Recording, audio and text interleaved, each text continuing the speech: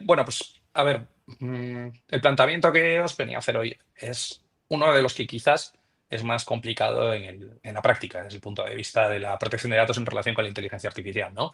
La gran pregunta que nos hacemos es, oye, ¿qué pasa o cómo podemos hacer si un modelo de lenguaje generativo, un gran modelo de lenguaje generativo, pues incluye em, datos personales nuestros en consiste en su entrenamiento, ¿no? Es decir, ya no solo si se ha entrenado con datos personales, sino si esos datos posteriormente son regurgitados por el modelo. Entonces, de eso es de lo que venimos a hablar, ¿no? Entonces, empezamos con mi presentación, que no sé si la estáis viendo. Eh, Hace un momento estoy seguro de que sí. Ah, perfecto, genial. Lo No, primero que vamos a ver para un explicaros cómo momento, funciona. la empezamos a ver. Ahora sí. Sí, sí, sí, se está viendo, se está viendo. Lo primero que tenemos que entender es cómo aprende la inteligencia artificial, cómo aprenden estos grandes modelos de lenguaje generativo, todo aquello que después utilizan para sorprendernos cómo hacen, ¿no? Y la verdad es que estamos muy acostumbrados a los algoritmos tradicionales, los algoritmos entendidos como secuencias de reglas determinadas, predefinidas, que lo que daban o se enfocaban en producir un resultado. De hecho, esta definición que veis aquí se parece bastante a la que recoge nuestra ley de propiedad intelectual cuando habla de software en el artículo 96, ¿vale? Esto es lo que nosotros pensamos por algoritmo, alguien lo diseña, genera unos pasos y da lugar a una serie de resultados, ¿vale? Sin embargo, con la inteligencia artificial la cosa no funciona así. Podemos pensar en ella como una gran mesa de mezclas donde ponemos a un niño que no tiene ni idea de cómo funciona, pero se pone a mover ruedecitas y al final consigue que la obra que se está interpretando en ese momento suene perfecta. Si le preguntamos al niño cómo lo ha hecho, nos dirá que no sabe, lo único que ha hecho es mover ruedecitas. Pues la IA básicamente aprende así, con montones de modelos lanzados para tratar de resolver una tarea.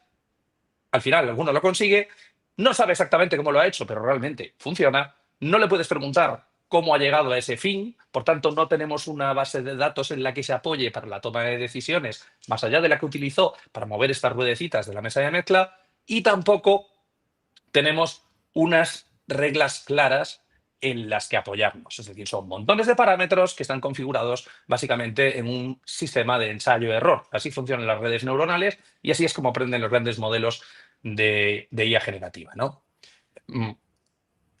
Entonces, si usamos datos personales en el entrenamiento, puede ocurrir un problema. A pesar de que los modelos no almacenen estos datos, eh, sin duda, el problema que puede ocurrir es que el modelo, sin saberlo y sin poder explicar cómo, regurgite datos personales. Es decir, que cuando introduzcamos algún tipo de contenido, estos datos personales reaparezcan y se nos muestren en pantalla. Y claro, eso es un verdadero problema.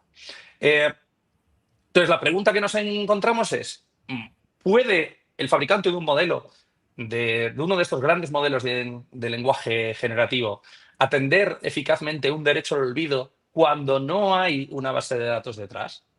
Claro, si nos vamos a la normativa y vemos en qué consiste el derecho al olvido, vemos que se diseñó pensando en bases de datos tradicionales, con reglas, con una serie de finalidades claras establecidas. Esa es la forma tradicional en la que funcionan los tratamientos de datos sobre los cuales se puede ejercitar este derecho al olvido en caso de que un dato personal nuestro sea utilizado de forma ilícita por parte de cualquier responsable de tratamiento, ¿no?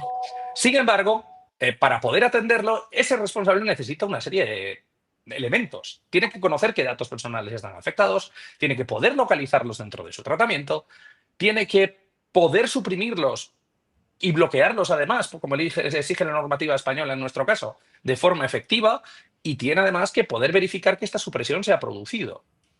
Y el problema que nos encontramos es que el entrenamiento de estos modelos de inteligencia artificial es incompatible con esa lógica de localización individual del dato, porque es todo mucho más probabilístico. No estamos hablando de una lógica determinista, como es en la que piensa el legislador cuando crea el reglamento, sino que estamos hablando de montones de parámetros que son en muchas ocasiones definidos de forma aleatoria y que simplemente lo que ha hecho el creador del modelo es seleccionar aquel que ha funcionado mejor en la práctica, ¿no? Sin preguntarse en exceso por qué ha funcionado. Es un modelo, digamos, de caja negra.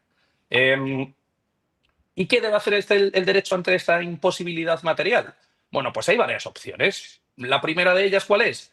Pues exigir a los a estos grandes modelos, a los fabricantes que los ponen en el mercado, que puedan desaprender una vez entrenados. Permitidme la expresión desaprender, que es un poco extraña, pero digamos que creo que se entiende el concepto, ¿no? ¿Qué pasa? Que esto es un reto tremendo. ¿Por qué? Porque los modelos no están pensados para olvidarse de cosas, están pensados precisamente para aprender y en base a ese aprendizaje poder ofrecernos resultados que encajen con nuestras peticiones. Por tanto, implica una reingeniería profunda Leo, de modelos que ya están... discúlpame. Sí, sí, dime. Leo, discúlpame, tenemos un pequeño decalaje, yo creo. Es que me comentan que no se está viendo tu presentación en streaming.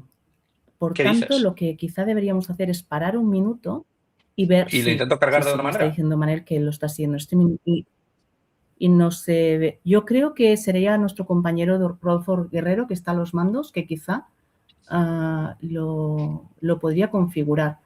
En todo caso, esperemos unos segundos a ver si es posible. Hola, Rodolfo, ¿qué tal?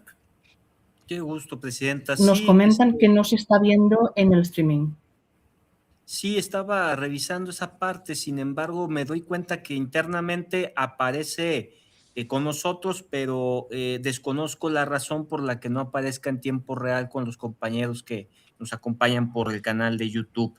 Entonces vamos a ver si en este momento, Si la conforme comparto vamos así, haciendo aparece. el stream, sí, aquí sí aparece, aquí la podemos ver, pero en YouTube y desconozco la razón, pero vamos a ver si ahorita se activa. Creo que ya ahorita Parece va a que solo aparecer. nosotros, los que estamos conectados a la plataforma, la estamos viendo, pero no en el streaming. Sí, Pues qué pena, porque está bonita. sí, estamos esperando si aquí en el streaming Sin duda. aparece ya completa. Permítame un momento para nada más corroborar esa parte. Gracias. No dilatamos nada. Yo la veo ahora mismo como parte de la galería, por tanto, se debe estar viendo. Disculparme, a ver qué Sí, me dicen. lo que he hecho es compartir pantalla de mi ordenador también. O sea, no solo utilizar la versión que os envié para pincharla, sino también desde Vale, mi propio equipo. A ver si así funciona alguna de me las dos. dicen que ya se está viendo, por tanto, sí, me dicen que se está viendo, por ¿Sí, tanto, Leo, por favor, confirmado? reanuda. Sí, Perfecto. sí, está confirmado. Pues os Adelante, por decía, favor, Leo. pues os decía, ¿qué puede hacer el derecho frente a esta imposibilidad material de ejercitar un derecho como es el derecho al olvido, dadas las características que tienen estos modelos de aprendizaje?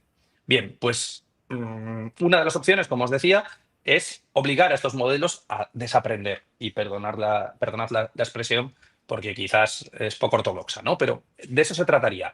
¿Problema de este desaprendizaje? Que claro, los modelos están diseñados precisamente para lo contrario, para aprender de toda la información que se les introduce y a partir de ella lograr sorprendernos con los resultados con los que lo hacen, ¿no? Entonces, esto implica una reingeniería profunda de modelos que además ya están entrenados, con el coste que ello supone, ¿no? Además, las técnicas de Machine Learning todavía son experimentales, por tanto no se puede garantizar en la actualidad que funcionen con precisión. No tenemos garantías de eficacia y tampoco tenemos garantías de verificabilidad. ¿Por qué? Porque tú le puedes mandar a la máquina que borre algo, pero en un momento dado puede reaparecer, puede ser regurgitado de nuevo.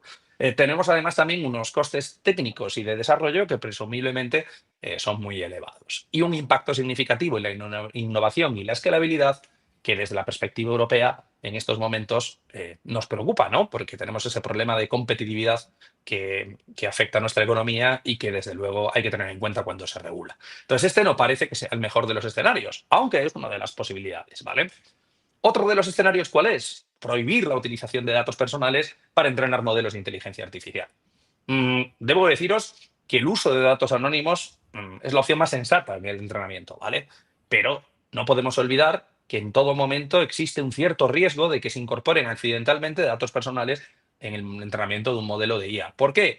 Pues porque los datasets no son 100% precisos, porque no es fácil conseguir datos 100% anónimos, porque aunque introduzcamos datos a los que hemos aplicado distintas técnicas de anonimización, existe un riesgo persistente de reidentificación, especialmente cuando hablamos de modelos muy grandes que comparten grandes cantidades de información.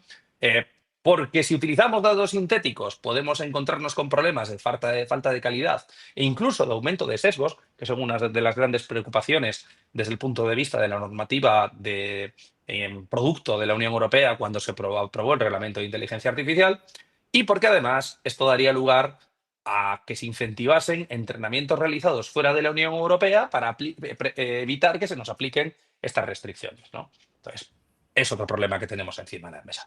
Sin lugar a dudas, cargar datasets anonimizados parece lo más sensato, pero ya os digo que no siempre es posible y que puede ocurrir un problema, que es que nos encontremos con que un modelo que inicialmente pensásemos que no tenía datos personales en su entrenamiento, pues llega a la conclusión de que sí que los hay y aparezcan cuando le realizamos algún tipo de consulta. ¿Vale? Por tanto, ese riesgo existe. Hay una tercera opción. Introducir filtros a posteriori, es decir, excluir los posibles datos personales de los outputs que el modelo genere. ¿Esa opción en qué consistiría? Pues en aplicar medidas sobre el modelo para evitar esa regurgitación de datos personales. Es decir, filtrar contenidos potencialmente personales de las respuestas que nos ofrece el modelo, bloquear determinados prompts orientados a la extracción de datos y limitar la formulación de respuestas en función del contexto y de otros parámetros, ¿no? Esto se realiza de forma continua por parte de los modelos para evitar que les pidamos determinados contenidos que quizás pueden ser ilegales o problemáticos o contrarios a las políticas del desarrollador, ¿no? Y de hecho es lo que se le estaba pidiendo hace poco a Grok en relación con este escándalo que se ha producido con la generación de imágenes sexualizadas, ¿no? Bien, esta es una opción que también está sobre la mesa. Además, podemos pensar, si lo hacemos desde una óptica clásica de protección de datos, que si no existe una base de datos por detrás en la que se encuentren esos posibles datos personales con los que aprendió la inteligencia artificial, y si por tanto, a través de estos filtros, somos capaces de evitar que los outputs que genera el sistema, el modelo, incluyan datos personales, pues tampoco habría tratamiento, ¿no? No hay base de datos antes, no hay salida de datos personales después, evitamos el problema de protección de datos. Pero bueno, es una cuestión que me gustaría que quedase en el aire y que seáis vosotros los que opinéis, porque desde luego no está nada clara. Sí os puedo contar que a esta gran pregunta de si basta con impedir que el sistema manifieste datos personales como elemento de salida, ha en cierto modo reaccionado la Comisión Europea. Y lo ha hecho a través de esta propuesta de reglamento Omnibus Digital que se publicó hace unas semanas y de la que ya hablamos hace también unas semanas aquí en Enatic en un webinar anterior. Esta propuesta tiene un elemento que está tratando de dar respuesta a esta cuestión, ¿vale? Sobre todo desde el planteamiento de datos especialmente protegidos, pero que yo creo que puede ser extrapolable a cualquier tipo de dato, porque busca una solución realista. Y esta solución realista no parte del borrado del dato dentro del entrenamiento del modelo, sino de la neutralización de sus efectos cuando esa supresión resulte imposible o desproporcionada desde un punto de vista incluso económico para el fabricante. Y esto es muy interesante, porque desplaza el centro de gravedad desde la lógica habitual del derecho al olvido, que se basa en el control del dato, hacia el control del comportamiento del sistema. Entonces, ya os digo, de momento es una propuesta. Ya sabéis que la propuesta este reglamento Omnibus Digital, que modifica muchas normas, está todavía en la primera fase de su tramitación como norma en la Unión Europea. Todavía tiene que pasar por el Parlamento Europeo y por el Consejo. Y a partir de ahí, en función de los comentarios que estos dos órganos colegisladores realicen, pues se producirían los trílogos y eventualmente se aprobará o no su contenido, pero os hace ver que desde Bruselas se han dado cuenta del problema y que están planteando una solución que pretende ser realista y no pedirle imposibles a los fabricantes del sistema y tampoco dar lugar a soluciones maximalistas que darían como consecuencia pues tirar a la basura modelos perfectamente funcionales porque de repente puede haber en ellos un dato personal. Entonces, este es el contexto. Ahora mismo no tenemos una respuesta clara porque esto que nos plantea la Comisión Europea es, ya os digo, una propuesta de cara al futuro que todavía no está aprobada y por tanto no está vigente, pero que nos hace ver que también el legislador se ha dado cuenta del problema y que está buscando soluciones. Y por mi parte, poco más, al margen de aquellas preguntas que me queráis hacer, queda a vuestra disposición. Muchísimas gracias y espero haber quedado dentro de tiempo porque íbamos un poquito justos.